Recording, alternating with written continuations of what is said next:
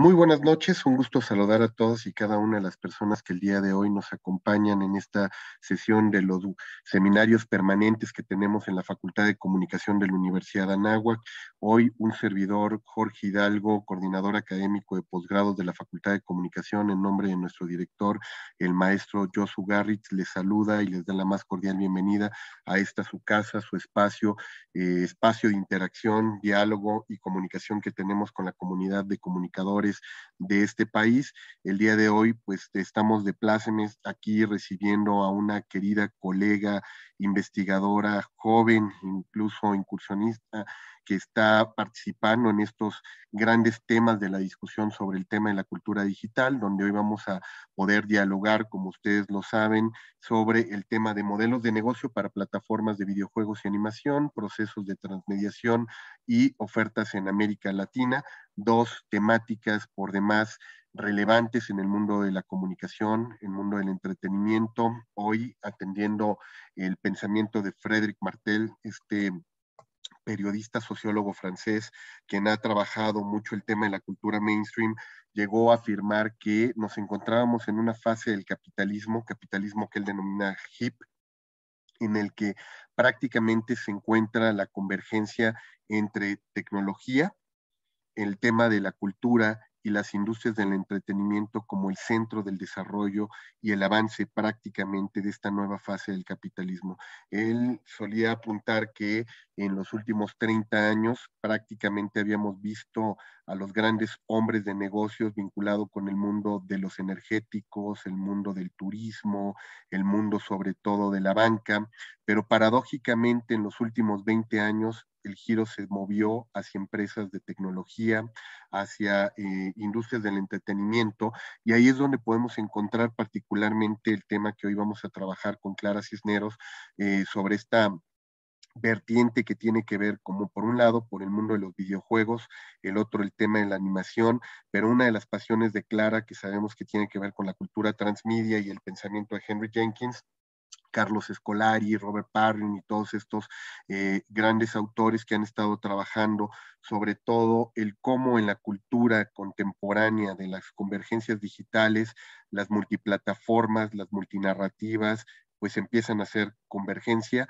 no solamente en el aparato mediático hipermedial, sino también en los modelos de negocio, y ahí es donde vamos a estar trabajando el día de hoy esta discusión que muy atinadamente nos propuso Clara a la Facultad de Comunicación y particularmente pues también a nuestra mediadora que es nuestra querida doctora Andrómeda Martínez Nemesio, quien es coordinadora de nuestro programa tanto de periodismo estratégico y nuevos medios como nuestra maestría en gestión estratégica de medios, dos programas de nuestra Facultad de Comunicación en el área de posgrados donde estas temáticas se discuten todos los días prácticamente en el interior de nuestras materias. Y seguramente quienes nos acompañan como invitados especiales el día de hoy, que están presentes en esta tu conferencia, Clara, pues estarán muy interesados sobre todo en saber esta posición que tú nos vienes a compartir, sobre todo hoy que también se junta a esta dinámica la cultura del streaming, ¿no? Todas estas nuevas empresas que están trabajando en la retransmisión de contenidos a través de las plataformas hoy conocidas como OTT, ¿no? Y que tenemos ahí esta distribución de contenido on demand, pero también en tiempo real, y pues sabemos que tanto los videojuegos, las animaciones, el streaming, la transmedialidad, pues son el tema seguramente del día a día de muchos de los que hoy nos están acompañando, pero a lo mejor no en una discusión teórica, metodológica, sesuda y de análisis sociológico como el que tú nos vas a compartir seguramente, sino más bien en la praxis, ¿no? Todos estamos ya muy habituados a hablar de estas temáticas, pero como una actividad del día a día. Así es que yo cedo el micrófono a la doctora Andrómeda Martínez Nemesio para que nos haga el favor de presentarte y nuevamente muchísimas gracias, Clara, por haber aceptado esta invitación y por acompañarnos también en representación de nuestros queridos colegas del UNAM que seguramente te estarán siguiendo a lo largo de esta transmisión con nuestros colegas de la Finisterra y con los que tenemos gran afinidad, gran convenio de colaboración y que hoy pues sabemos que hay una hermandad precisamente entre nuestra nuestras dos universidades a través de los proyectos de investigación que tienen ustedes y nuestros investigadores también de aquí, de la Facultad de Comunicación. Doctora Andrómeda, el micrófono y las cámaras son todas tuyas. Muchas gracias, doctor Hidalgo. Muy buenas noches a todos. Gracias a todos los que nos acompañan esta noche. Pues sin más preámbulos, quiero dar la más cordial bienvenida a la maestra Clara Cisneros Hernández, quien es doctorante en comunicación del programa de posgrados de la Facultad de Ciencias Políticas y Sociales de la UNAM. Es maestra en comunicación en la misma institución, licenciada en diseño y comunicación visual por la Facultad de Artes y Diseño de la UNAM.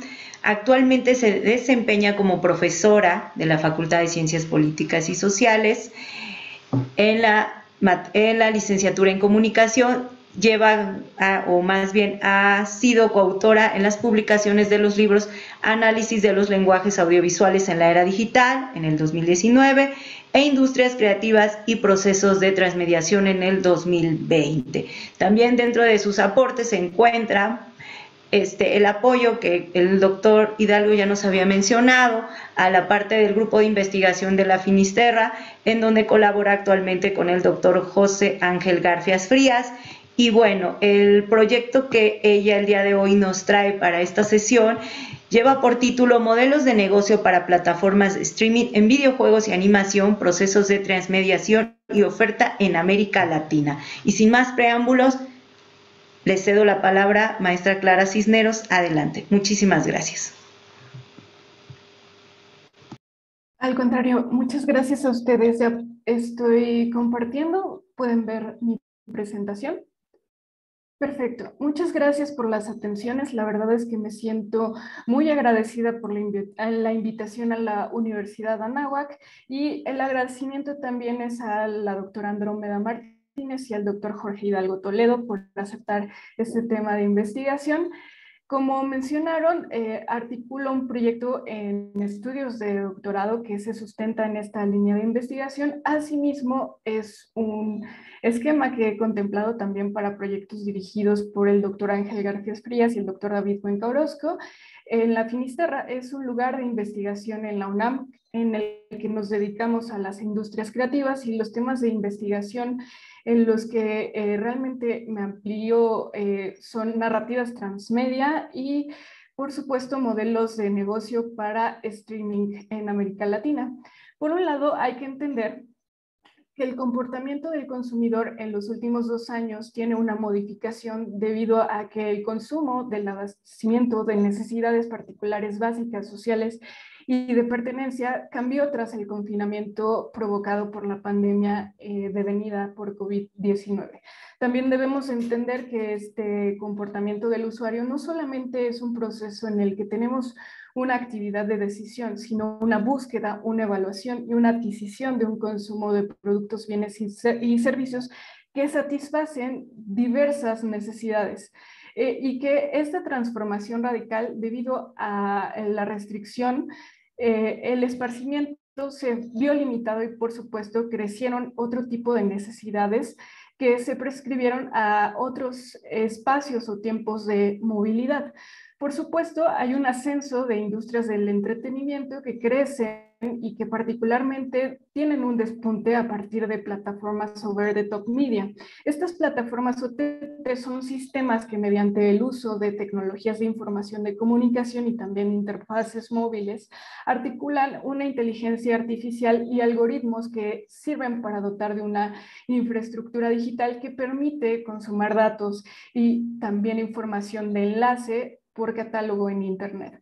Estas plataformas funcionan como espacios que alojan video, imágenes, audio, información y que constituyen un servicio de transmisión que es efectivo para contar con un dispositivo en Internet. Pero este tipo de plataformas también tienen diferentes usos y diversificaciones. Aquí yo solamente me voy a concentrar en streaming de productos audiovisuales para acercarnos un poquito más al objeto de estudio. Para el streaming de los productos audiovisuales existen 3 tipos de modelo de negocio. Los principales son la suscripción de video bajo demanda, que es una un tipo de alojamiento que postula un catálogo de acceso a partir de una cuota periódica de contenido, comúnmente es mensual o anual. Este tipo de modelo es mucho más común para la distribución de contenidos audiovisuales con plataformas que todos conocemos como Netflix, Hulu, Disney Plus, Amazon Prime, Filming, Crunchyroll, entre otras. El segundo modelo de distribución es conocido como transacción de video bajo demanda. Este tipo de servicio sirve para alquilar o comprar determinado contenido y que comúnmente es una distribución para eventos exclusivos, para premiers de productos que tienen derechos limitados de distribución y la utilización y el uso que se le ha dado recientemente para conciertos en línea. En muchas ocasiones este tipo de transacción es por la copia de un original como archivo descargable o bien se da un acceso predeterminado al producto por un tiempo limitado. Por último, tenemos un modelo de video bajo demanda basado en publicidad. Este es el más utilizado en el producto audiovisual porque se libera y después se entrelaza este tipo de esquema a cortes comerciales. Este modelo de propiedad intelectual no requiere muchas veces registro o suscripción. Sin embargo, estos costos de distribución de servidores y marketing están ligados a esquemas publicitarios. Este modelo ha sido el más rentable. Bueno, cuando hablamos de modelos y catálogos de suscripción de video en línea, es uno de los más rentables, pero el segundo más rentable es el de suscripción de video bajo demanda. Este tipo de diversificación ha tenido una distribución con un alcance masivo. De hecho, en primer lugar tenemos al consorcio Netflix, que tiene por lo menos 221 millones de suscriptores. En segundo lugar se concreta un Amazon Prime con 175 millones de suscriptores, seguido por Tencent Video y también Ikiji, que son consorcios de origen chino. Estos son catálogos que han tenido un impacto sobre todo en la región asiática y que no han quebrantado una barrera de acceso sobre diversos continentes, incluido el nuestro. Sin embargo, este ascenso competitivo es sobresaliente en tercer y cuarto lugar debido a que China se establece como uno de los territorios más poblados a nivel global. Tiene por lo menos 1.400 millones de habitantes. Tencent Video no ha crecido ni no ha quebrantado esta barrera de acceso como plataforma de video en línea. Sin embargo, sí ha tenido un impacto como desarrolladora de videojuegos y como distribuidora de videojuegos.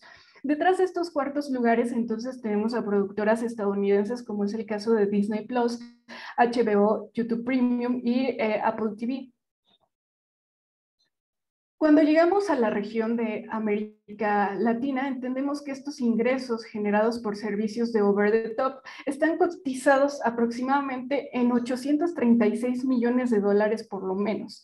Esto quiere decir que los ingresos generados en México desde plataformas de streaming están más o menos cotizados en 1,000 millones y hay que apreciar que en esta región, por lo menos un 12% de todas las ganancias arraigadas en América Latina en este modelo de negocios son de distribución en México. Por lo tanto, hay que apreciar que entre México y Brasil encontramos dos territorios con las mayores ganancias para este esquema de distribución. En el territorio de América Latina también se estima que existen al menos 55 millones de usuarios y Brasil tiene por lo menos 19 millones, seguido por México, con un lugar de 15,000 millones de usuarios. Detrás tenemos Argentina con 5 millones de usuarios. También se estima que este modelo ha crecido en el último año en México un 23% del total de los consumidores. Y también sabemos que esta modificación de consumo ocurre con la pandemia. Por lo menos un 36% del total de los usuarios en México tienen una suscripción de video en línea que formalizaron en los últimos 3 años. Entonces, esto vemos que va en ascenso y es un estudio que está implementado a partir del Instituto Federal de Telecomunicaciones en México. Asimismo, hay que dilucidar que todavía hay una gran brecha de acceso, por lo menos tenemos 84 millones de usuarios de Internet. en México y algunos compran este tipo de suscripciones, sí, pero sabemos que este tipo de suscripciones también no son para un único usuario, sino que se amplían a otros miembros de la familia o también otros miembros filiales. Por lo tanto, también estamos hablando que este tipo de escalabilidad anual por lo menos tendría un 15-17% de la población que mantienen este tipo de suscripciones. Se conoce también que los géneros favoritos que se mantienen son el drama en un primer lugar, la comedia en un segundo lugar, también el documental y el reality, y en una última categoría encontramos como tal la acción para este tipo de suscripciones. En México, hasta 2022, encontramos que las principales plataformas de consumo de video en línea con mayor popularidad son Netflix, que tiene un 94% de preferencia de suscriptores, le sigue Amazon Prime con un 27%, Disney Plus 21% y HBO con un 3% de preferencia. El perfil socioeconómico que adquiere este tipo de suscripciones va desde un A a un B, que es un segmento de consumo de nivel alto de vida, un C+, que es un perfil medio alto, un C, que es un perfil medio, y un D+, que es un estilo de vida ligeramente menor al de clase media. Cuando hablamos y nos acercamos un poquito más a la articulación del objeto de estudio, encontramos que la animación como producto audiovisual tiene nichos de consumo destinados desde edades de 3 años hasta adolescentes y adultos.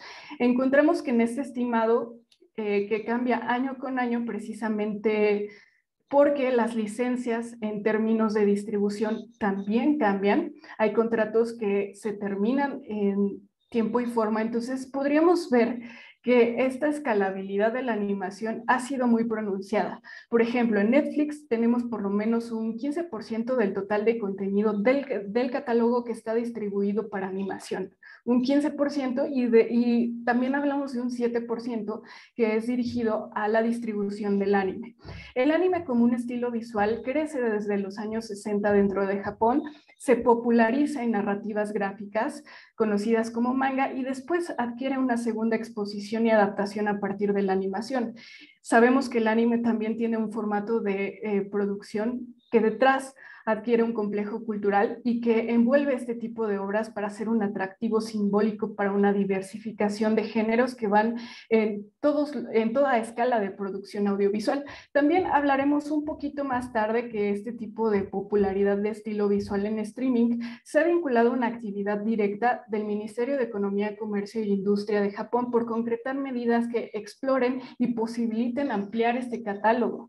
Sobre todo, postulemos que el catálogo de Netflix, que ocupa el primer lugar, ya vemos que de su 15% se amplía casi la mitad al 7% de este tipo de distribución. También continuamos con Amazon Prime, que tiene al menos un 22% del total de contenidos que están destinados a la animación. Es un complejo bastante grande y un 6% está destinado a la distribución de anime. Sabemos que tiene el catálogo más grande de animación, que es del 50%, apenas está incursionando en licencias de coproducción con un estilo visual japonés debido al ascenso que ha tenido y el nivel de competencia que preestablece Netflix y sobre todo otro tipo de casas productoras.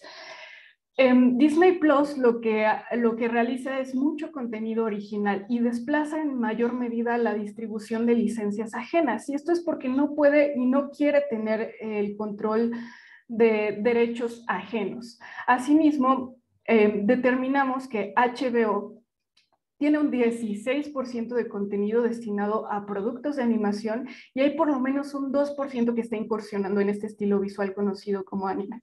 Algo importante también a demarcar es que este Instituto Federal de Telecomunicaciones ha provisto que los suscriptores bajan por 5 motivos en específico. El primero es que las personas en su actividad cotidiana dejan de tener el tiempo que destinan a este tipo de productos audiovisuales y se vincula a labores sociales o también de trabajo activo. El segundo motivo es que ya tienen una suscripción de televisión de paga, pero también se ha visto que esta suscripción ha venido disminuyendo en por lo menos los últimos 3 años, por lo cual no ven una necesidad de mantener la contratación.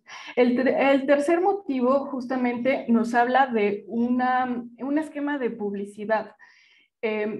Sobre todo hablemos de esta publicidad que consideran demasiado invasiva. El siguiente motivo es que no les interesa este tipo de contenidos y cómo se han venido distribuyendo.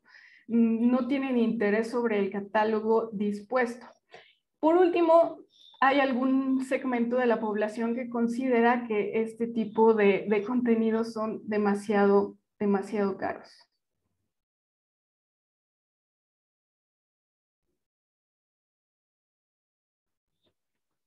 Seguimos entonces con el que se postula una información importante. Perdón, es que como que me quedé... Sí me escuchan, ¿verdad? Sí, te escuchamos perfecto, Clara. Perfecto.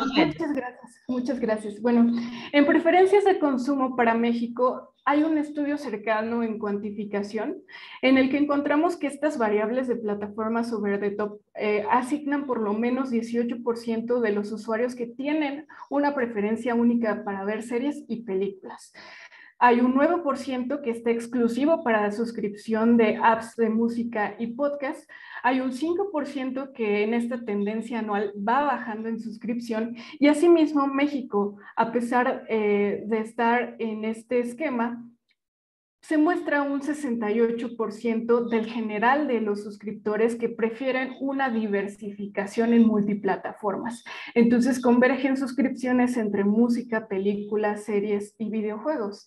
A pesar de estas estadísticas enmarcadas, el total de los hogares de Internet también dispone que hay una preferencia por el consumo gratuito, que escala del 70 hasta el 90% de los hogares que tienen Internet.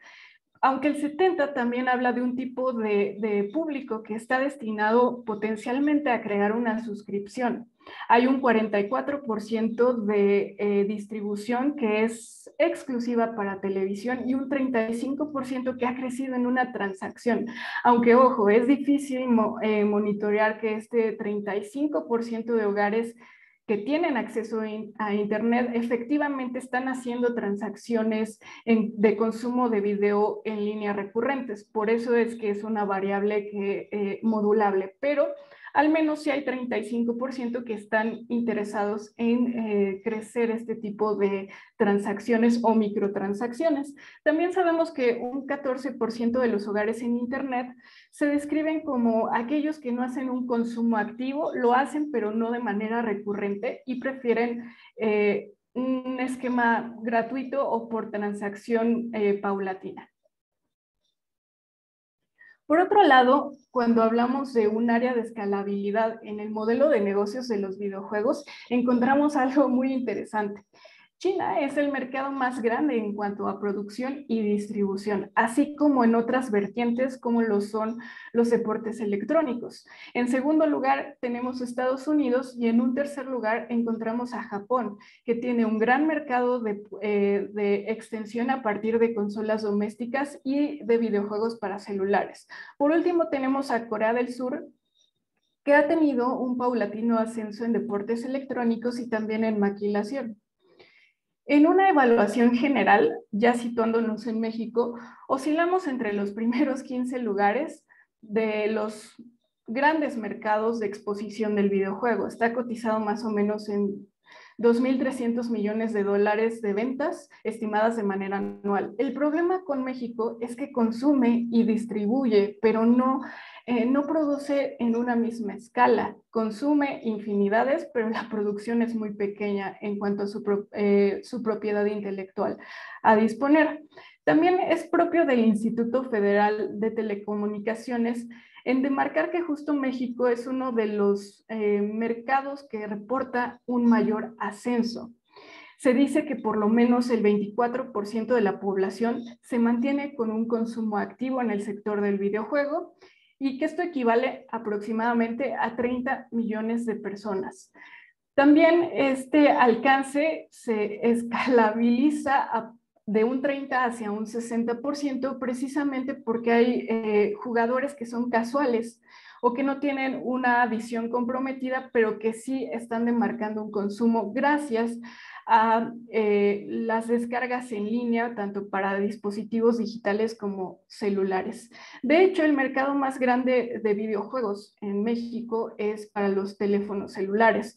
Un aproximadamente del 63% de los videojugadores en México prefieren jugar en su dispositivo. Y también un 43% vemos que ha llevado un ascenso en los últimos años para consolas domésticas. Un 14% prefiere el acceso a los videojuegos en computadora, lo cual merma un poquito el tipo de transacciones, pero también hay jugadores que prefieren la tablet un 6% y videojuegos portátiles un 3%, aunque este 3% quizá esté un poquito más sesgado porque la consola Nintendo Switch es la consola doméstica de mayor venta en la historia de los videojuegos y que ha tenido un formato de escalabilidad en México. No es, digamos que de forma paralela, es una consola que se utiliza de forma portátil y también de manera doméstica, pero principalmente sabemos que este tipo de uso no se da en México precisamente por condiciones de inseguridad u otros factores que hacen que esta consola sea mucho más del consumo doméstico en lugar del portátil. Por otro lado, también en un formato prospectivo, los modelos de suscripción de pago por transacción han crecido. Se estima que hay el perfil de crecimiento en los videojuegos está oscilando entre 15 millones de personas y 20 millones de personas que están en un modelo de transacción. Es difícil cuantificar esto precisamente porque las empresas no liberan de forma muy fácil el data y no se sabe cuántos usuarios en preciso tienen acceso por región, pero sí el modelo más popular para el videojuego es el formato de microtransacciones, precisamente porque la mayoría de los videojugadores en estos esquemas de micropago pueden liberar un compromiso no tan determinado. Y que sí lo hacen directamente a partir de sus dispositivos móviles y en sus computadoras, sobre todo. También es necesario demarcar, cuando nos vamos un poquito más a la estadística, que el rango de edad de promedio de los videojugadores más activos es de 35 a 44 años. También se dice que hay un crecimiento de las mayores transacciones entre los rangos de edad entre 18 y 44 años de edad. Esto indica que hay que demarcar un poquito más y acercarnos a la Entertainment Software Association, quien nos habla un poquito más en el esquema de negociación y nos estima aproximadamente que el 29% de los videojugadores tienen menos de 18 años. El rango de edad más amplio es el 38%, que oscila entre los 18 y 34 años de edad. El tercer rango, mucho más grande, dispone un 26%, donde los usuarios tendrán 35 a 54 años de edad, y finalmente un 7% están en los 54, 65 años de edad. Y esto es debido a que la industria del videojuego, aunque es la más joven dentro del sistema de la producción audiovisual, ya tiene una longevidad de por lo menos 50 años en el mercado activo. Por eso es que ya hay muchas generaciones que lo contemplan como parte de su entretenimiento, de su esquema de entretenimiento, y sabemos que es parte de la cultura visual. Algunos autores como Huizinga, Duviñó, Perron también hablan de que los videojuegos son parte importantísima del desarrollo cognitivo humano porque el juego es un espacio de aspiración creativa y de resolución. También es una actividad que tiene un trasfondo ontológico que innova la práctica humana, y es natural saber que este tipo de modelo de negocios se diversifica conforme tenemos una mayor oferta y conforme se extiende en las generaciones. Aproximadamente el rango del tiempo estimado de los videojugadores adultos es un promedio de 7 horas hacia abajo por semana. Asimismo, disminuye o aumenta de acuerdo al perfil. Porque tenemos perfiles que son jugadores profesionales y aquí es donde se puede ampliar un poquito la gama de diversificación. O hay creadores de contenido especializados en juegos que hacen este incremento del proceso o el promedio de horas. También, de acuerdo al perfil, encontramos que un 51% de los videojugadores prefieren este tipo de actividades después de trabajar. Un 30% ve que este tipo de actividades están mucho más asociadas a tiempos de espera en la jornada laboral, mientras un 26% puede utilizar este tipo de entretenimiento dentro de la jornada laboral. Y hay un 16% que también habla de que este tipo de entretenimiento se da durante traslados y el transporte cotidiano. Entonces también debemos de tomar en cuenta, de acuerdo al reporte, y esto es muy específico, que el 80% de los videojugadores demarcados a nivel global son adultos. También se estima que los videojugadores que encontramos un 44% es público, 45% aproximado es un público femenino, mientras un 55% un público masculino. Y también algo importante de este tipo de estudios es que hay que explicar que hay motivadores específicos del por qué esta industria de entretenimiento ha crecido, porque también tiene que ver con un tipo de gratificación que obtienen este tipo de usuarios.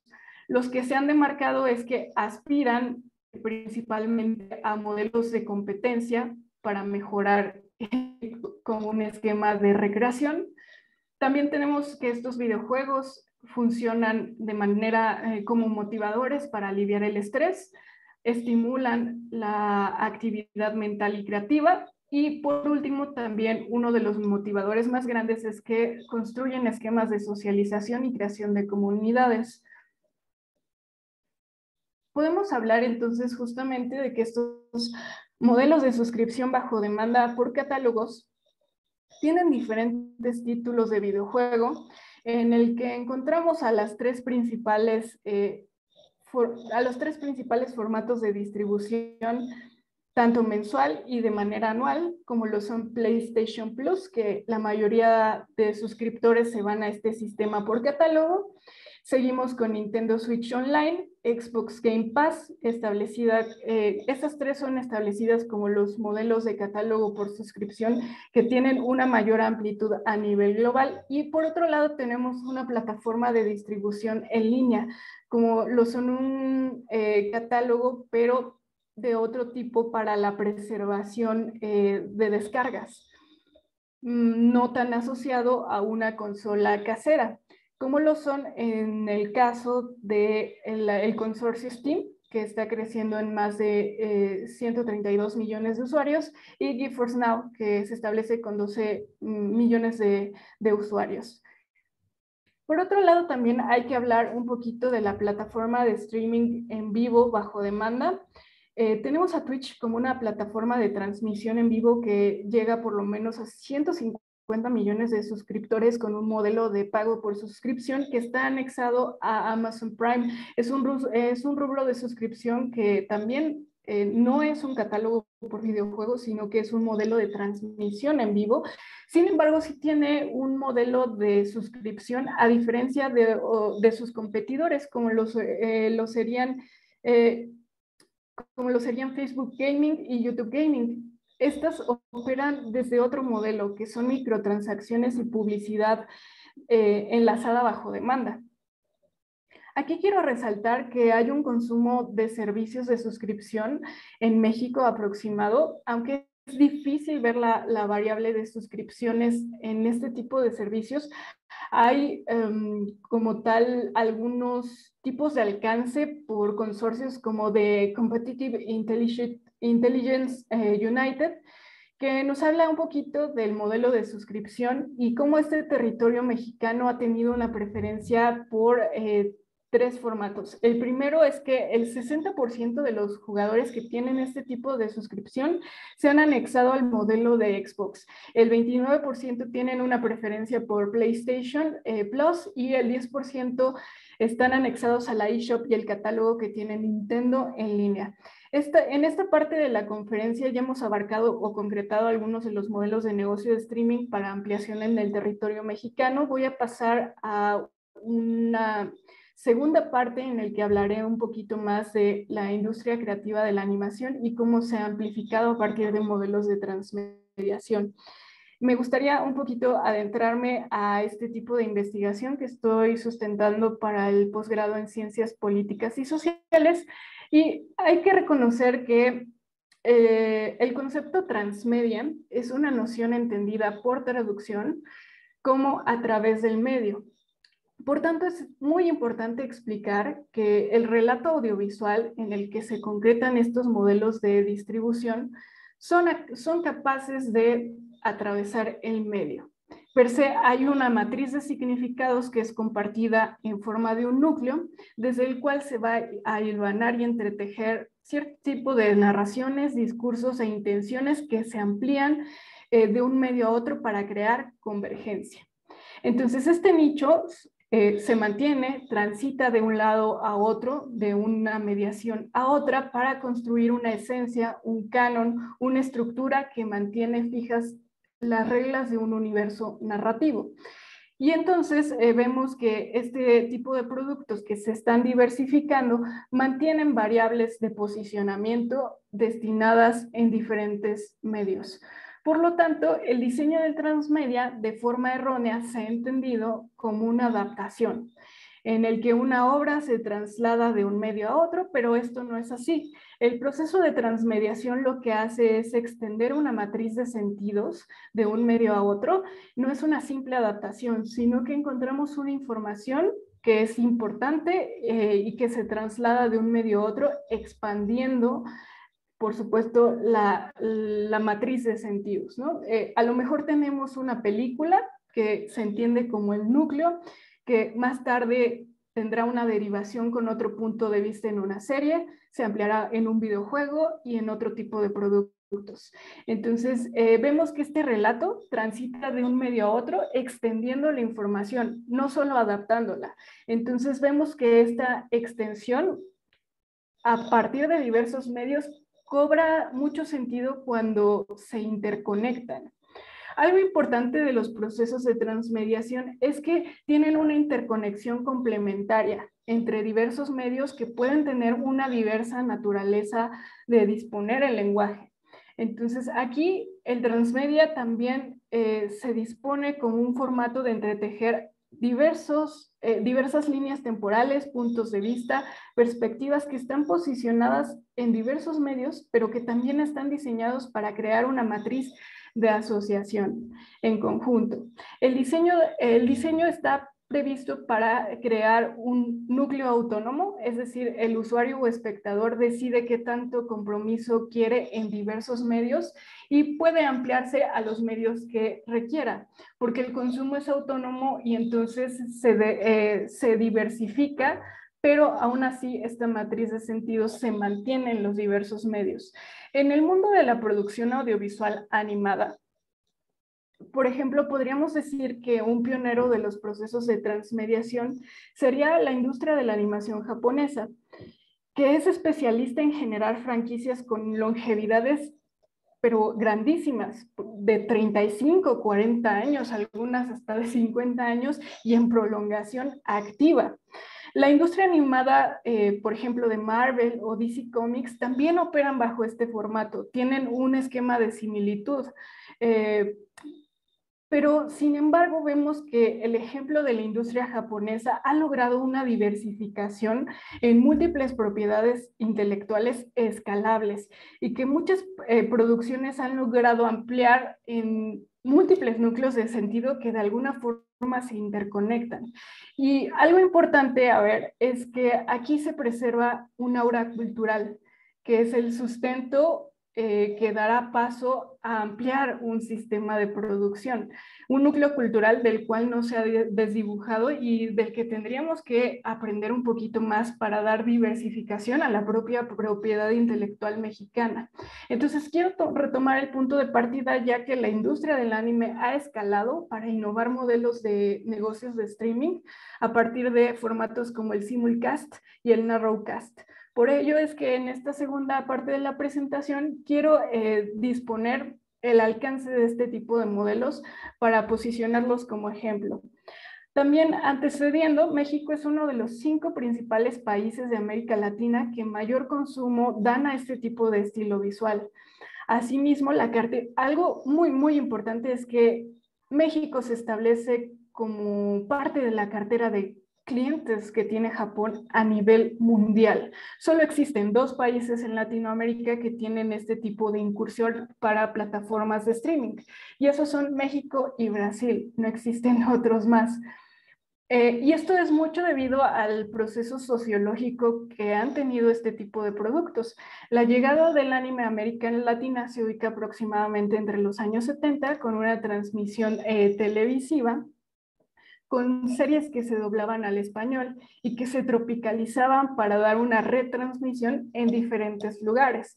Llegan a Perú, Chile, Argentina, y este tipo de formato va continuando a una transmisión, expandiéndose a otros principales motores como Venezuela, Guatemala, República Dominicana, Colombia, que también se establecen como ejes de consumo activo. A pesar de que hablamos de que este tipo de propiedad intelectual tiene crecimiento desde los años 70 a partir de barras televisivas, también es importante decir algo. Sufre una mutilación y una adaptación para ampliar la propiedad intelectual y desgraciadamente sufre de la ampliación de una piratería. Desde los años 90 se da un gran crecimiento de contenido ilegal y se amplía mucho más en el año 2000 a partir de la distribución en red. Y hay que aprender mucho de esto porque el Ministerio de Economía, Comercio e Industria de Japón, aproximadamente desde 2007, comienza a promover un consumo legal para disminuir las mermas sobre la propiedad intelectual. Y ahí es precisamente donde las negociaciones de streaming para catálogo por demanda poco a poco ayudan a reducir esta brecha de acceso y otorgar un retorno de capital a la industria. Podemos mencionar un ejemplo latente. En streaming de suscripción de video en línea, por ejemplo, México mantiene en el imaginario colectivo ciertas producciones que se hacen en nuestro territorio, como es el caso de Anima Studios. Anima Studios, tengo entendido que desde 2017 ha concretado un formato de coproducción y de posicionamiento de capital intelectual mexicano dentro de su plataforma para distribución en toda América Latina. Entonces vemos que hay un esfuerzo también de la industria de la animación mexicana por posicionarse en este tipo de plataformas para prevalecer en un imaginario y para tener una longevidad recurrente, y que obviamente vemos que este tipo de acuerdos de coproducción para la región de América Latina han sido muy fortuitas para nuestra propia industria. De manera similar surge con el anime. Primero que nada se ve este formato de streaming para derivar un crecimiento en acuerdos comerciales. Como mencioné, nuestra propia industria mexicana está tratando de crecer y fortalecer estos acuerdos de coproducción en América Latina, pero también para producciones originales de streaming. Y como lo mencionaba, hay esfuerzos de IP multicasting para dotar de sistemas de protección a estas obras para distribución, y se están concretando desde los años 2007 en el caso de Japón, y en nuestro caso aproximadamente 2015 se viene trabajando en este tipo de distribución digital para preservar nuestra propia actividad intelectual en el rubro de la animación. Entonces actualmente podemos ver que la distribución del sector del anime se mantiene creciendo activamente en todas las plataformas de distribución. Es increíble ver que en todos los catálogos para activos en video en línea de transacción como Netflix, Amazon Prime, HBO, Hulu, Filmin, Nico Nico Video, Funimation han extendido este tipo de catálogos. Ahora, para el mantenimiento de una obra en el imaginario colectivo, no solo se depende de un marketing, sino de una réplica y una resignificación de usuarios desde su experiencia, lo que Jenkins llamaría cultura participativa, donde el usuario oferta interacción, oferta comentarios, data que continúa siendo importante para el consumo general y que las empresas pagan en un formato de minería de datos y en el que se incurren en anomalías, patrones de correlación y también un esquema de reconocimiento de un nicho de consumo en específico. Entonces, las empresas de animación por general utilizan la minería de datos para guiar y orientar este tipo de tramas y extensiones y orientar sobre todo las decisiones dentro de los productos. Esto permite que se preserve esta relevancia y que se dé una latencia de múltiples generaciones que dan seguimiento a la réplica. Lo que funciona justo es tratar de construir una minería de datos lo suficiente sólida que pueda conseguir nuevos usuarios, pero también que mantenga el vínculo de fidelidad con el consumidor de origen. Entonces, dentro de los procesos de transmediación existen diversas formas de escalabilidad, como lo han hecho las franquicias de animación japonesa que yo sustento y que también se pueden ver muy latentes en el modelo económico estadounidense, ya que son las dos industrias que han tenido crecimiento a nivel global. El formato y el proceso de transmediación tiene un esquema de escalabilidad a partir de 3 variables importantes. 1, la serialización. 2, la retrocontinuidad. Y 3, la retroactividad. Por un lado, tenemos una serialización, que es una extensión de una narrativa que se fragmenta en contenidos periódicos o con secuencialidad y que hacen prevalecer un mismo núcleo de sentidos. Una manera de hacer que este tipo de serialidad o unidad en secuencialidad se preserve en el imaginario colectivo del consumidor y en un nicho de consumo en específico es la recurrencia a una retroactividad. Hay historias prolongadas que requieren de una relación continua de sucesos previos.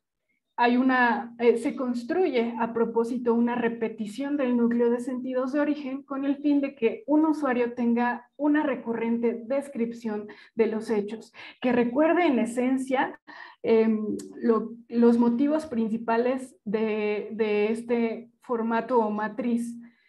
Por lo tanto, entonces, hay una construcción del recuerdo de sucesos.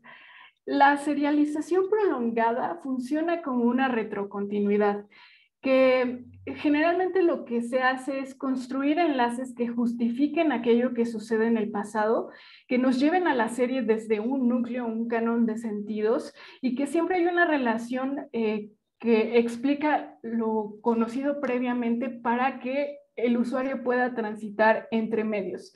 Es decir, esta retrocontinuidad es una herramienta indispensable y que está presente en las obras para correlacionar el pasado y la relación continua de los personajes. Permite sobre todo que usuarios nuevos no sientan que están perdiendo información.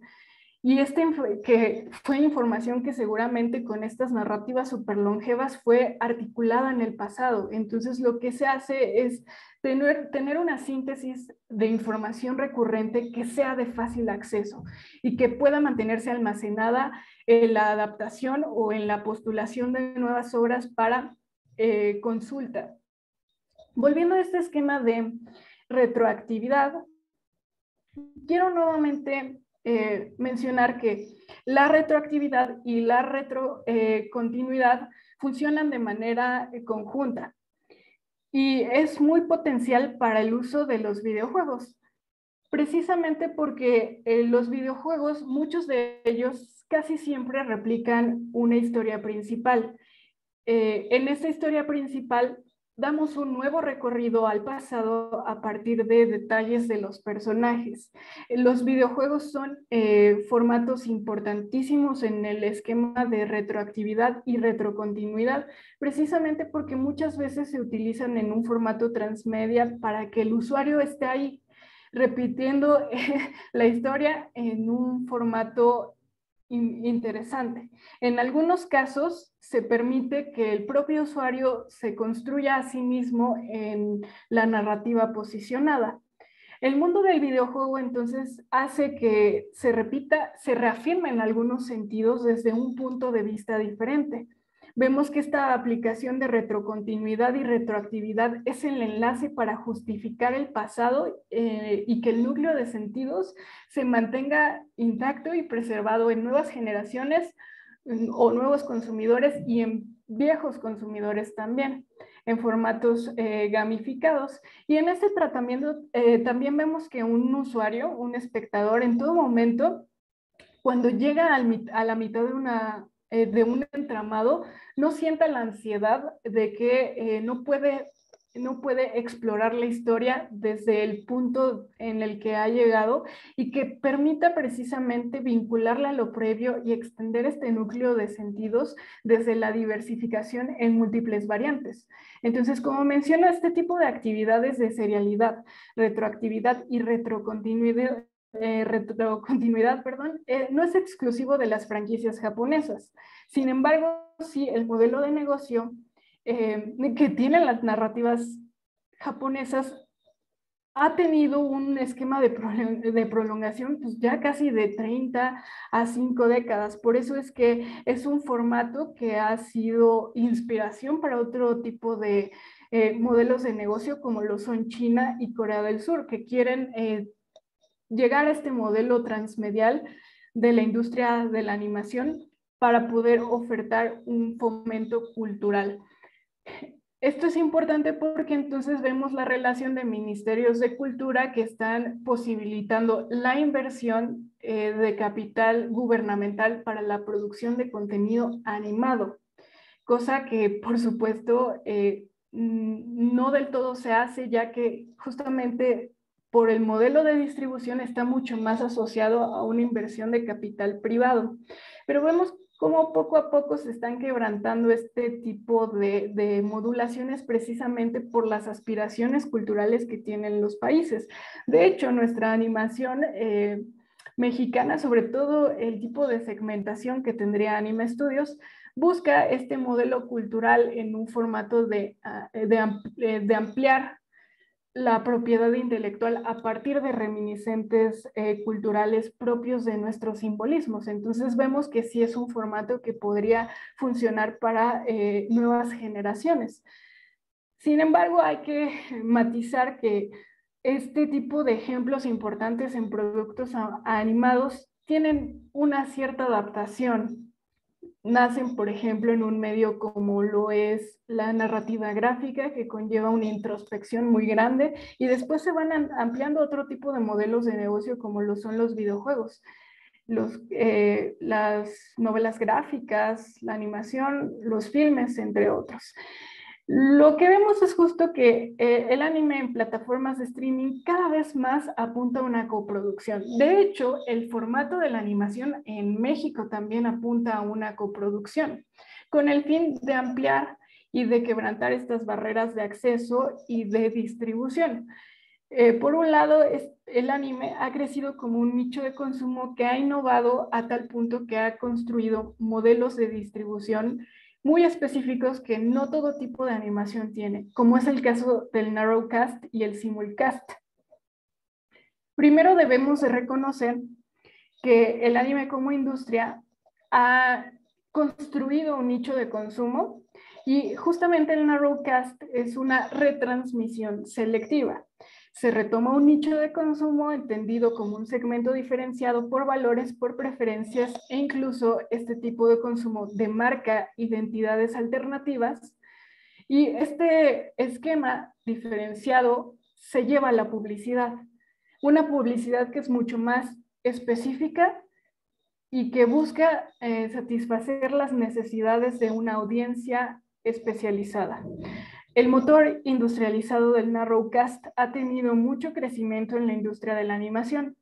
De hecho, vemos, por ejemplo, un esquema como el que tiene Crunchyroll y Funimation en su aleación, que buscan una audiencia que tiene necesidades específicas y a su vez la minería de datos tiene un esquema de posicionarse y mantener no solo un catálogo extenso, sino que hay que contribuir a un esquema de coproducción porque ya no solamente son distribuidores, son productores, ofertan un público, bueno, tienen una oferta para un público cautivo con más cosas que solo un catálogo de obras animadas. Por ejemplo, el modelo de Narrowcast se ha ampliado en formato de narrativa gráfica, de dramas televisivos, de videojuegos destinados para celular, de licencias originales de coproducción, de foros donde el usuario crea comunidades a partir de reseñas y noticias. Y este modelo de Narrowcast es tan competitivo que actualmente ha creado su propia premiación conocida como The Anime Awards desde 2017, en el que por lo menos se ve un formato de 11 millones de personas o de fans que están dotando de información, de data para posicionar y legitimar un formato industrial, participando a través de su voto sobre las mejores series de manera anual. Por otro lado, tenemos la parte del gaming, que el Narrowcast, vemos que justamente Netflix ha buscado modular un ascenso en su propia propiedad intelectual para hacer lo que ha creado el anime, que es justo una plataforma de gaming que tiene un público cautivo, que ya sigue a ciertas franquicias selectas y populares, y que después se le dará una diversificación a juegos.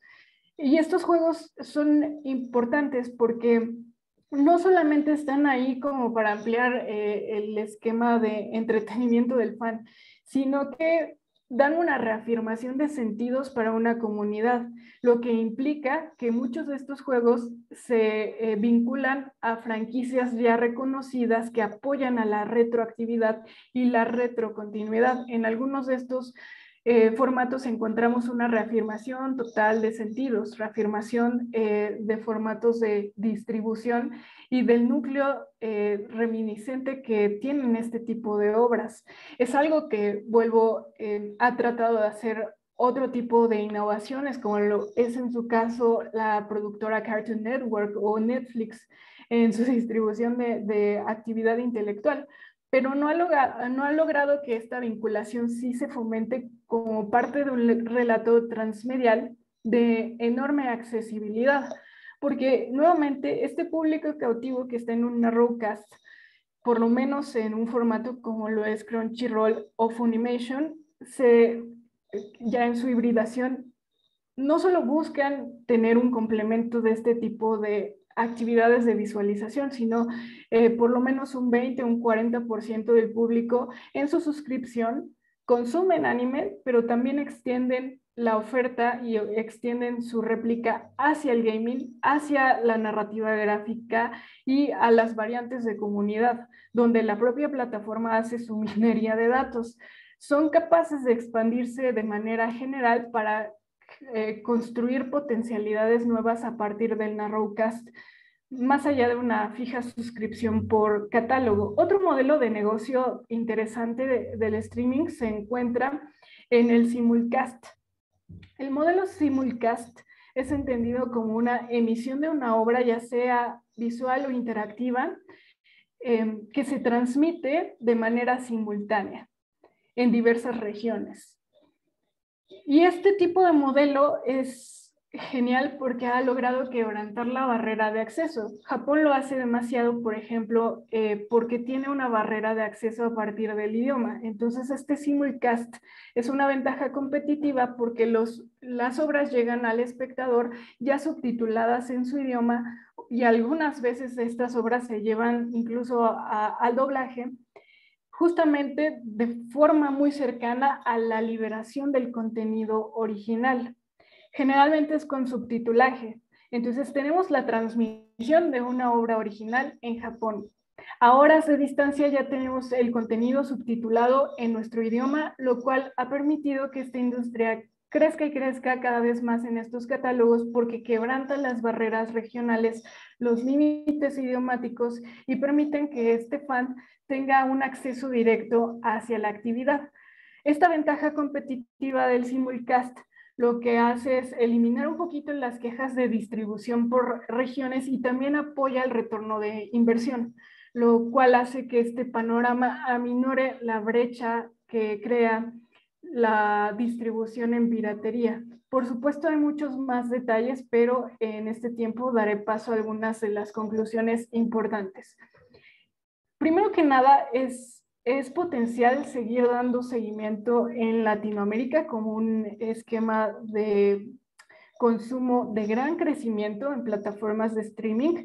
Aquí vemos que hay un crecimiento latente de nichos de consumo súper segmentados para la animación y el videojuego, y esto es porque hay una gran significación, hay una apropiación de sentidos, hay una creación de identidades alternativas y esquemas de socialización que otro tipo de productos no han llevado a un nivel de escalabilidad más allá del propio producto audiovisual. Entonces, en esta relación vemos que hay un vínculo muy posicionado a partir de los entramados de sentido y también estos formatos buscan una extensión de transmediación que mantiene una audiencia dentro del producto audiovisual, pero que también extiende sus posibilidades de crecimiento a otro tipo de negocios, novelas gráficas, comprar servicios, productos, mercancía oficial, etcétera. Entonces, actualmente este redireccionamiento publicitario efectivo a partir de modelos como el narrowcast y el simulcast pretenden también un crecimiento de adaptación en el que la minería de datos ha sido muy efectiva porque posibilita una gran longevidad y una segmentación precisa que permite que estos modelos de publicidad no solo sean atractivos, sino que sean efectivos en transacciones, microtransacciones o suscripciones recurrentes. También hay que recordar que estos patrones de comportamiento del usuario siempre en cualquier producto, no solo la animación y el videojuego, los patrones de comportamiento del usuario son determinantes para un modelo de negocio, ya que con estos esquemas, esta data se permite particularizar un nicho, adaptar un tipo de usuario, crear una pieza importante que guíe las necesidades y que se disponga a través de otro tipo de diversificaciones. La experiencia del usuario tiene que tener una gratificación. Y la gratificación va muy de la mano a mantener los simbolismos, los núcleos de sentido o la construcción de comunidades o de identidades que permiten incrementar estos beneficios simbólicos que justamente sabemos que el feedback y la interacción permiten este acercamiento que manifiesta y que da paso a una suscripción activa que no se dé de baja. Remarquemos entonces que la publicidad direccionada en un perfil de nicho de consumo en estas plataformas oferta un tracking que se amplía a productos, bienes y servicios potenciales y que complementan la experiencia audiovisual. Por ejemplo, como lo vimos, la tendencia de este tipo de plataformas de streaming cada vez más es el narrowcast, porque posibilita una ampliación de la experiencia segmentada en productos audiovisuales, lo cual permite direccionar de manera mucho más precisa mercancía, servicios, productos, eventos exclusivos que posibilitan mantener esta latencia. Finalmente, también hay que hablar que el streaming es un recurso valioso para extender estos modelos de consumo direccionados de forma legal y que dan vida a un posicionamiento que no tiene mermas de capital o que procura tener las mínimas mermas de capital y que también se direcciona a construir vertientes de la vida social. Sin más, agradezco las atenciones. Por acá dejo mi contacto y estoy a la espera de cualquier determinación. Por ahí creo que me extendí un poquito más. Ningún problema, Clara, al contrario, muchísimas gracias y mil felicidades por esta exposición más que completa. Creo que nos has dado el ecosistema completo de cómo entender, leer e interpretar esta problemática Ya tenemos por ahí algunas preguntas. Les invitamos a quienes estén interesados en participar, por favor, levantar la mano en el módulo de reacciones para que les podamos ir cediendo la palabra. Así es que si gustas, Andro, empezamos con Soria, que tiene por ahí una pregunta para Sí, Clara. Adelante, Soria, ya puedes abrir tu adelante. micrófono. Muchas gracias. Buenas noches. Yo tenía una pregunta acerca de esta parte que mencionó la profesora sobre, digamos, como que los cambios que ha habido dentro de los sistemas de streaming, que ahora hay como, ya, digamos, puso de ejemplo la plataforma de Crunchyroll, ¿no? Que, bueno, no necesariamente nació como una de estas grandes corporaciones, ¿no? Pero que ya está pasando como de nada más en un servicio que emite o que transmite contenido a empezar a producirlo. ¿Cree que este cambio se va a seguir produciendo como en más plataformas? ¿Y cuál cree que son los beneficios de producir su propio contenido en lugar de solo, este, digamos, solo tener contenido de otros? Sí, contesto directamente. Los beneficios de coproducción es que ya no hay pagos por licencias. Los pagos de licencias, digamos que son una merma también a largo plazo, ya que el contenido se podría distribuir de manera ilimitada. De hecho, hay licencias japonesas que se han preservado por determinado tiempo, que es un contrato activo y párale de contar por determinado tiempo y se van. Entonces, el manifiesto de nuevas coproducciones permite ampliar las barreras del consumo, permite mantener catálogos que sean sólidos en su distribución. Por eso es que Disney Plus, por ejemplo, que tiene uno de los grandes catálogos, además del 50% de animación, procura extender su propiedad intelectual con los propios derechos. Lo que sí se está trabajando es que estos formatos de coproducción permitan extender las oportunidades de distribución por regiones. Lo que sucede con Netflix es que también está procurando llevar este tipo de artistas o estilos visuales a su propio catálogo para prolongar esta permanencia. A Crunchyroll le facilita mucho ser dueño de su propio contenido precisamente para no estar pagando recurrentemente este tipo de licencias. Muchas gracias, Iván. Efraín, adelante, Efraín Esqueda, gracias. Hola, ¿qué tal? Buenas noches. La pregunta para la profesora Clara, quisiera saber un poquito su postura u opinión que tiene acerca de la animación, pero acerca de México, cómo producir animación en general, no específico en algún punto. ¿Cuál es su postura que crea, perdón por el ruido, acerca de que México como tal sea una productora y cree animación como tal? Yo creo que es fortuito. De hecho, de manera sociológica, el esquema de la animación no es novedoso. Tenemos toda una historia importantísima de la producción animada. Lo importante es que aquí se están cambiando los modelos de distribución.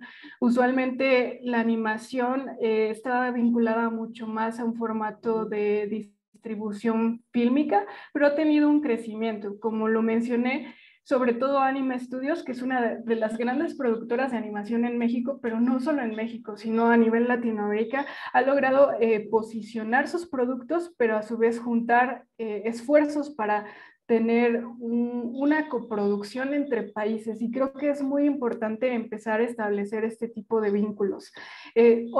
Por ejemplo, Guillermo del Toro ha realizado muchos esfuerzos por construir una industria para escalarla, precisamente porque no tenemos, o nuestra historia se segmentó mucho más a estudios fílmicos que al esquema de animación. Y poco a poco se ha dado el crecimiento innovador de formatos especializados, tanto en Guadalajara, por ejemplo, en Ciudad de México también tenemos un esquema de producción que se da desde la Facultad de Artes y Diseño, también desde el Tecnológico de Monterrey, que poco a poco están creando especialistas precisos para dar crecimiento a este tipo de industrias, que lamentablemente muchas veces hay una fuga de cerebros que se va a coproducir o a tener formatos de oportunidad fuera del país, pero qué mejor crearlas desde nuestro propio núcleo para expandir el núcleo de sentidos cultural, que es muy rico y que se ha realizado múltiples veces en la industria. Un ejemplo sería Anima Studios,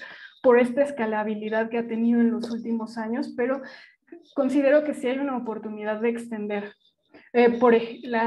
Una serie que te recomiendo, Frankelda, que explora el contenido cultural mexicano y que es una coproducción que se hizo en México y que busca o aspira a un formato transnacional y que por ahí tiene nexos con Guillermo del Toro.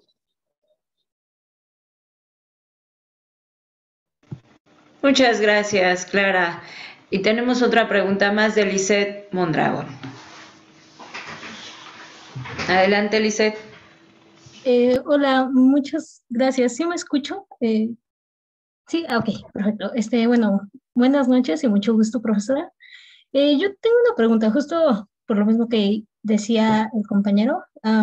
¿Cree que en un futuro entonces puede existir algún estudio aquí en México dedicado a la animación y que justo como usted dice, no existan como estas fugas en donde los animadores o, pues sí, buscan como otras oportunidades en otros países?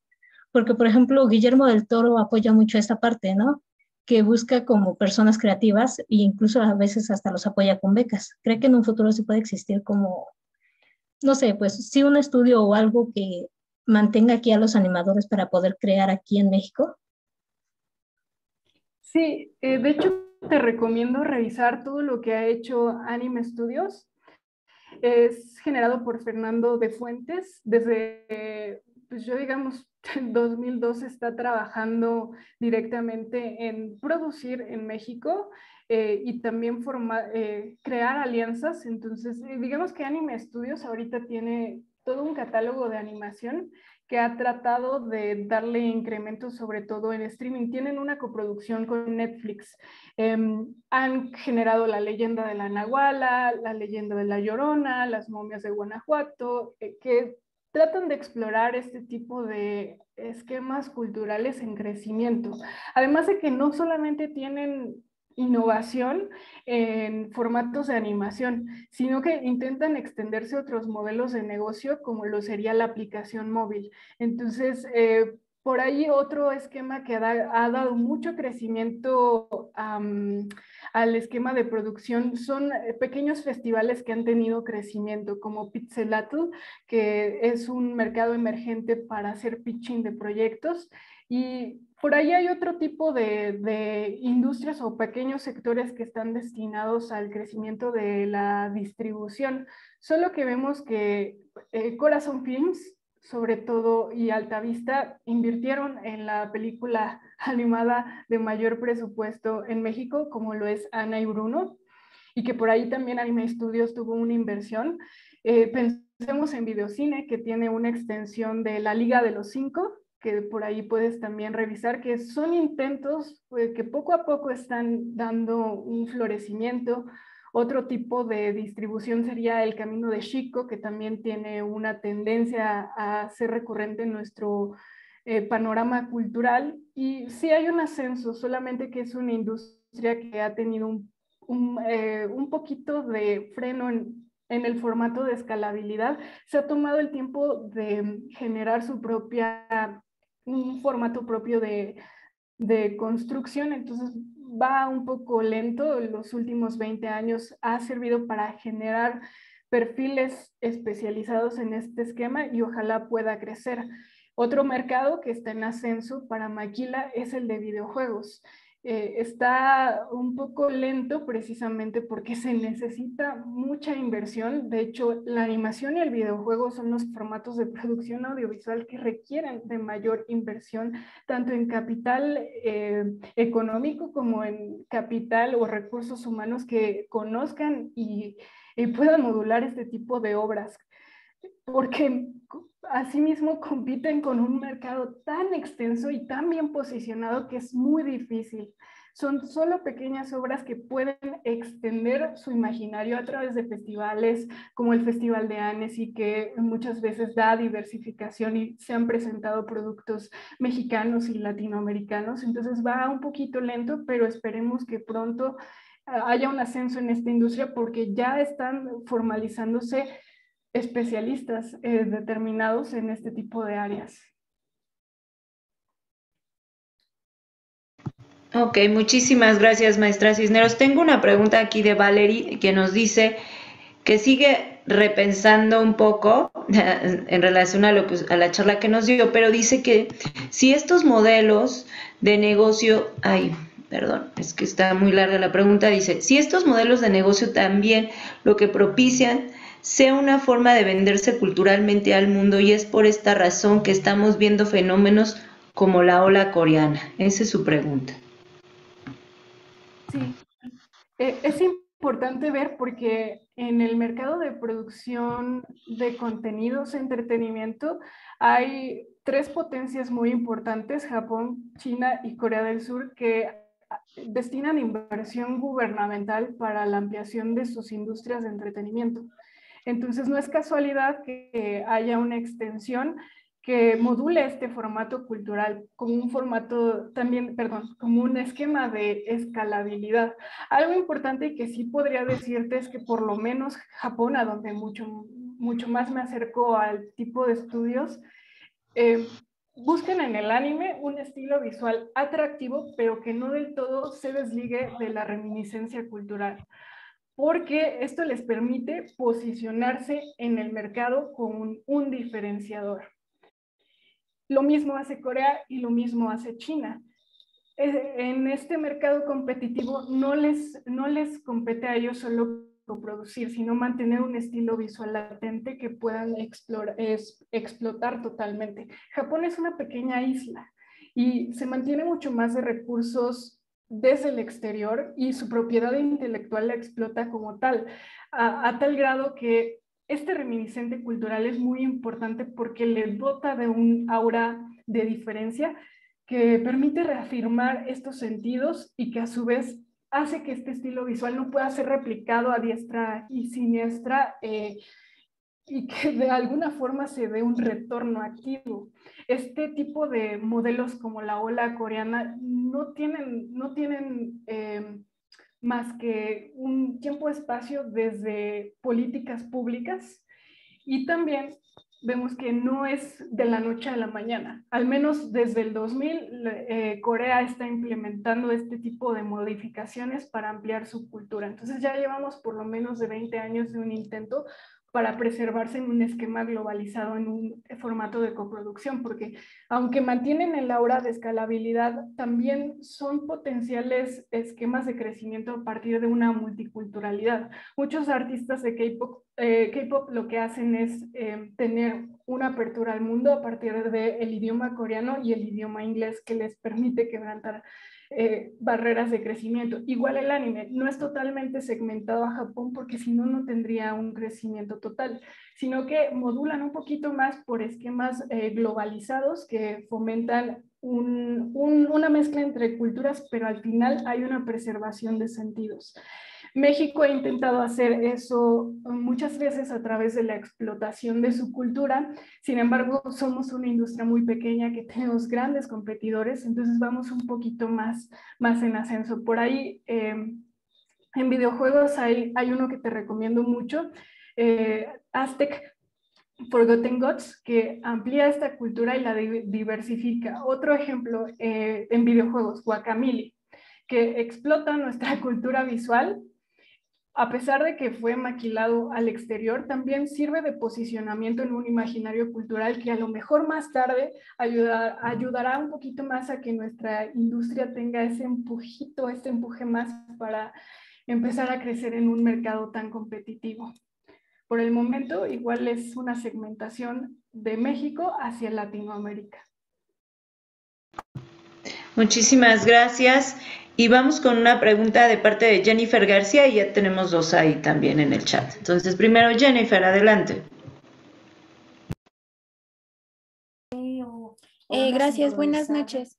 Mi pregunta va también en caso de que se pudiera realizar algún estudio en México para crear una pues animación o sea, como qué tanto se necesitaría producir de los estudios mexicanos para eso, y también qué tan viable sería también un estudio de videojuegos, o qué también sería lo necesario para eso, y también si ese estudio de animación propiciaría que los números, los porcentajes de animación en plataformas de streaming pudieran subir. Sin duda, la minería de datos es crucial para el posicionamiento, pero eso no, digamos que a pesar de que se hacen grandes inversiones en minería de datos para tener un poquito más de control sobre lo que se libera, de todas formas hay un rango de riesgo que podría hacer que el producto no del todo tenga un posicionamiento preciso. Por ejemplo, los hermanos Riva Palacios, que hacen todo este constructo de una película de huevos y que logran posicionarse, tuvieron que irse a Estados Unidos precisamente porque desde ahí pudieron crecer su esquema o su modelo de distribución. En México era muy difícil. Y a pesar de que en algún momento invirtieron en minería de datos como tal, también hay como una brecha ahí que no del todo podría ayudar al posicionamiento. Ahora, hay que saber que esto no se dio de la noche a la mañana. Las grandes industrias de la animación llevan más o menos un formato de mercado activo de más de 50 años. Nuestra industria está en pañales. Yo creo que las primeras licenciaturas ya especializadas en un formato de animación digital han tenido un ascenso de los últimos 7, casi 10 años. Entonces hablamos de periodos en el que todavía hay un prueba y error, y potencialmente la minería de datos es una ayuda muy precisa, pero no del todo podría ser lo que permita asegurar la escalabilidad. Eso sí es seguro. Lo que sí es pertinente es generar estudios de mercado, sobre todo en México, que son muy recelosos porque las empresas no liberan este tipo de información ya directamente, se las guardan. Pero eso sí, o sea, cada catálogo de streaming seguramente tiene el perfil de usuario, cuándo consume, a qué horas, la edad, y determinantemente cada producto audiovisual, al menos para la región latinoamericana, ha sido segmentado al formato de consumo, precisamente para asociar que este tipo de catálogo encaje con las necesidades del consumidor. Algo importante también a decir es que la producción audiovisual tiene una obsolescencia muy rápida y el mercado cambia de forma muy continua. Por eso es que es difícil crear una fórmula que a lo mejor tiene éxito en una primera postulación. El reto verdadero es cómo seguir extendiendo esta construcción intelectual a otros esquemas, ¿no? No solamente es tener un producto exitoso, sino ver la manera de preservarlo en un imaginario y también llevarlo a una diversificación latente. Entonces es difícil, lo sé, y sobre todo porque no se libera tan comúnmente esto. Por allí, creo que hay una pregunta escrita, ¿no? Sí, hay dos preguntas. Maestra, la primera es, pregunta Brenda Ávila, nos dice que ¿qué medidas serían las que idealmente recomendarías para evitar el plagio de las grandes casas hacia las obras de los pequeños diseñadores que van empezando? Yo creo que la medida más importante es el registro de la propiedad intelectual. Sin ella, entonces, no hay muchos recursos que puedan ayudar al productor o a estas pequeñas empresas que están creciendo. Y lamentablemente es que la propiedad intelectual, el registro es algo caro y también tiene una diversidad de usos. Por eso es que es difícil tener este crecimiento. Yo diría que lo más fortuito es el registro de la propiedad intelectual para apuntar a que se disminuya este quebranto en el que otras grandes productoras observan los contenidos y los emulan. Eso se supone que ha pasado de forma recurrente, pero obviamente es responsabilidad del productor tener estos esquemas de protección. El registro de la propiedad intelectual en México, de acuerdo a los rubros, hay algunos realmente debo decir que te protege a nivel internacional. Entonces sí o sí es un deber del productor tener ese registro para aminorar los riesgos que supone, y también este tipo de licencia se puede ampliar a todo tipo de encauces. Por eso es que es algo caro. Grandes industrias lo que han hecho es tratar de crear sistemas multicast y sistemas de IP que regulan dónde están copiando ese contenido o dónde están pirateándolo, y eso hace que se puedan tirar o que se puedan bloquear este tipo de accesos y de los recursos. Pero eso lo hacen las grandes industrias. Los pequeños productores tendrían que asegurarse sí o sí antes de liberar el producto, y tendría que estar en un esquema de preproducción en el que se construye todo un itinerario. También se contempla cierto tipo de recursos para eso. Si no, de manera muy difícil, rápidamente se pueden volar el contenido, lamentablemente. Ok, vamos con esta pregunta y cerramos con José Ever. Es una pregunta de Julieta Vargas, quien nos dice: ¿crees que si más proyectos de animación son integrados en plataformas de streaming como Frankelda en HBO, puede ayudar a que estas mismas empresas de streaming busquen dar apoyo a más empresas de animación mexicanas? Es difícil porque algunas personas, bueno, algunos especialistas han dicho que el catálogo de Netflix está reservado a ciertos productores, y por eso es importante el pitching y la prueba de festivales. Realmente los pequeños productores van creciendo a partir de su distribución en formatos o en circuitos como festivales, y de ahí poco a poco van ascendiendo, porque de entrada Netflix no, tengo entendido que no compraría guiones directamente, ni cualquiera de este tipo de casas de producción, porque ya tienen un esquema muy limitado a la minería de datos, ya tienen sus productores en específicos, y solo los grandes nombres podrían posicionarse. Ese es el esquema un poco lamentable. Productores independientes es muy difícil que de forma muy rápida asciendan a estos modelos de distribución. Lo que sí es que es un recorrido de empezar a construir un nombre, y después de este tipo de asociaciones, de pedir recursos gubernamentales, sobre todo becas de FONCA o recursos de INCINE que puedan ser destinados a este tipo de producciones, entonces sí puedan tener un proceso de escalabilidad, pero de entrada es muy difícil un posicionamiento de un productor independiente de la noche a la mañana, pero no creo que tampoco sea un imposible. También recordemos que Netflix y todo este tipo de productoras, HBO, tienen una segmentación por región. No son los mismos contenidos que se ven en China que en Latinoamérica. Entonces, seguramente sí hay un espacio de distribución para estos modelos en América Latina. Eso es lo que podría aportar. Ok, finalmente cerramos con José Ever González. Adelante, José Ever. Gracias, muy buenas noches a todas y a todos. También muchas gracias por la ponencia, profesora Clara Cisneros. Yo quería mencionar tal vez dos dudas, preguntas que tengo. Una referente hacia la industria televisiva, cómo esta responde ante esta eh, creación de formatos y distribución y producción de contenidos. No sé si existe ya o se inscriba una barrera que deje a un lado ya la industria televisiva ante la industria del streaming.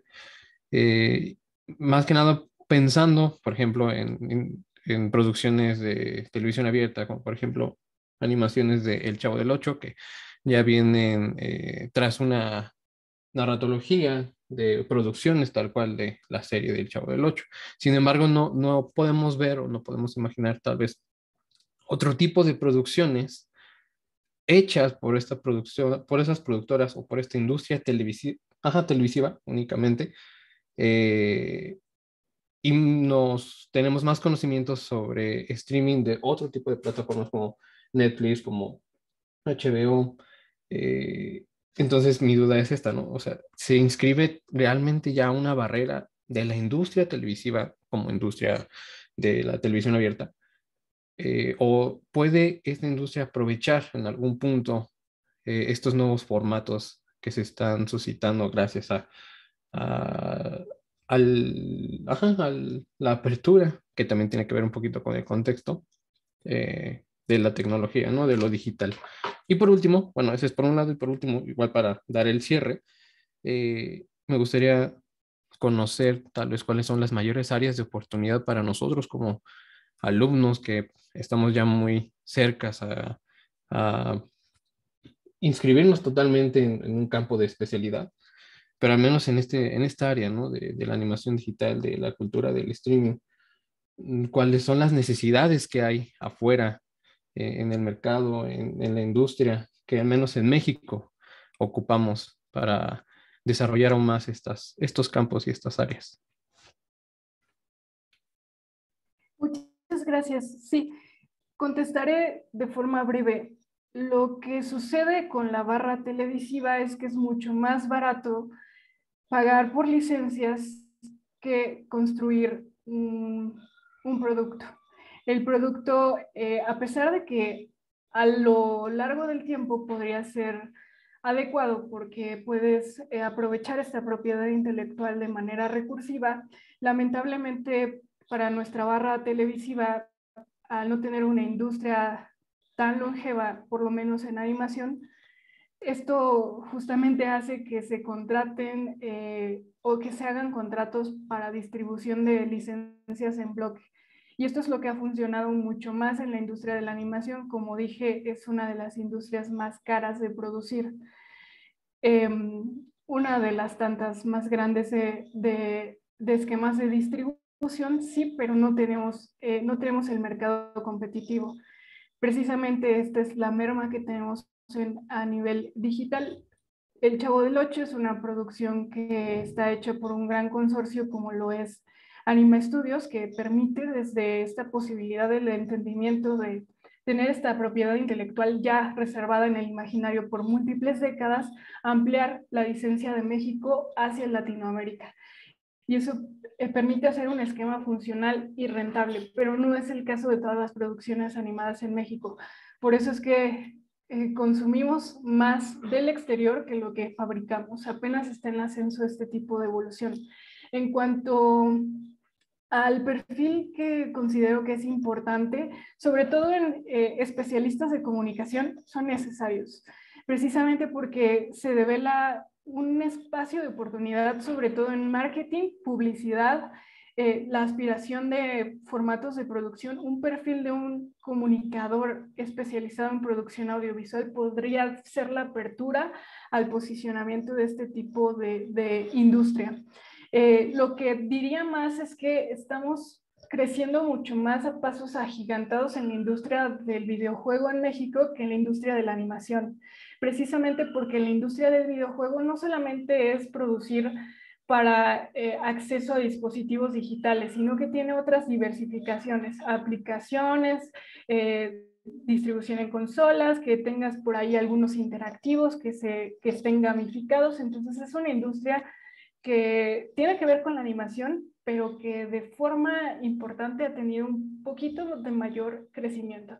El perfil del comunicador también es de suma importancia porque conoce modelos de distribución y también conoce las maneras de posibilitar y abrir un escenario de relaciones públicas, por ejemplo, que es uno de los esquemas de más crecimiento para los comunicólogos en el área tanto de animación como de videojuegos. ¿Qué otro esquema considero que es importante? El eje de especialización es importante. Depende del perfil en el que te posiciones, pero sin embargo sí hay que ver que el que más oportunidad ha tenido en los últimos años es el que he mencionado, el de marketing y publicidad, así como relaciones públicas y de conexión de productos audiovisuales, son los que tienes un poquito más de posibilidades en cuanto a esquemas de especialización. Obviamente, pues depende del tipo de perfil.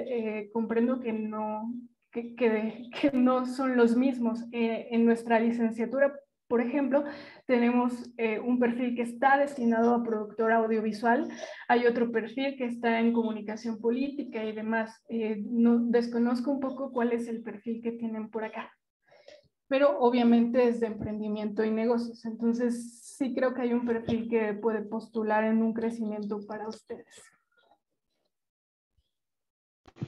Muchísimas gracias, maestra Clara Cisneros. Le cedo la palabra al doctor Jorge Hidalgo Toledo. Muchas gracias. Muchísimas gracias, doctora Andrómeda Martínez Nemesio. Clara, sin duda una presentación que te digo nos dejas muchas vetas para seguir explorando. Yo me quedé con dudas sobre temas para seguir profundizando sobre cultura del fandom, ¿no? Que tanto tendríamos que estar hablando sobre esto para entender conducta del consumidor cuando hablamos del territorio tanto de los videojuegos, de los animes, de toda la misma animación, los servicios de streaming, cómo se ha ido modificando, pero también dudas sobre qué tanto el mercado va a resistir el surgimiento de multiplataformas para poder darle salida a todo esto. Digo, hoy sabemos que un mexicano medio anda invirtiendo casi hasta 5,000 pesos mensuales en plataformas de todo tipo. La pregunta es si el mercado va a ser una burbuja que reventará de pronto y vamos a tener que tener una plataforma que nos dé múltiples servicios. No lo sé, serán expectativas que nos gustaría explorar contigo más adelante porque pues el tiempo nos ha ganado, pero Clara, sin duda, un tema muy importante que queremos seguir trabajando contigo, si nos lo permites. Yo creo que nuestros estudiantes, las personas que estuvieron siguiendo este webinar, pues van a agradecer como nosotros tu participación el día de hoy. Clara, muchísimas gracias por esta webinar sobre modelos de negocios para plataformas de videojuegos y animación, procesos de transmediación y oferta en América Latina. Te agradecemos de parte de la Facultad de Comunicación, de nuestro director, el maestro Josu Garritz, de la doctora Andrómeda Martínez Nemesio y un servidor. Y bueno, pues aquí también se encuentra la doctora Adriana Fernández, coordinadora de la maestría en Desarrollo y Gestión de Industrias de Entretenimiento, quien sin duda también sus alumnos estarán muy agradecidos por el webinar que el día de hoy nos has compartido. Muchísimas gracias, Clara. No, al contrario, muchas gracias a ustedes. Estoy atenta de cualquier necesidad. Muchísimas gracias, Clara. Y hacemos una invitación para que la próxima semana estén con nosotros. Vamos a tener nuestro webinar 80 dedicado a la retórica digital del discurso político electoral en Twitter, el análisis de letos, patos y logos, un texto muy interesante elaborado por nuestro colega, el doctor José Luis López Aguirre de la Universidad Panamericana, la doctora Cintia Cerón de la Universidad Intercontinental, la maestra Nayeli Gómez de la Universidad Autónoma de Coahuila y el doctor Eduardo Fernández de la Universidad de México, de la Complutense de Madrid, lo estaba confundiendo con el otro, Eduardo, ¿no? Que estará con nosotros también presentando este texto muy interesante. Vamos a tener la posibilidad también de compartirlo digitalmente para todos los interesados y que puedan dar lectura a este trabajo interinstitucional de investigación, reforzado también por el Consejo Nacional para la Enseñanza y la Investigación de las Ciencias de la Comunicación a través del Observatorio de Medios del CONEIC. Y bueno, pues los que hemos estado participando en este texto, les hacemos una cordial invitación para que estén con nosotros próximo lunes 28 de marzo, 16 horas en este mismo espacio. Así es que gracias a todos, bienvenidos sean a los seminarios permanentes de posgrados de la Facultad de Comunicación y nos va a dar mucho gusto verles por aquí próximamente. Que tengan una excelente noche. Hasta luego. Gracias, hasta luego. Muy buenas noches a todos. Muchas gracias.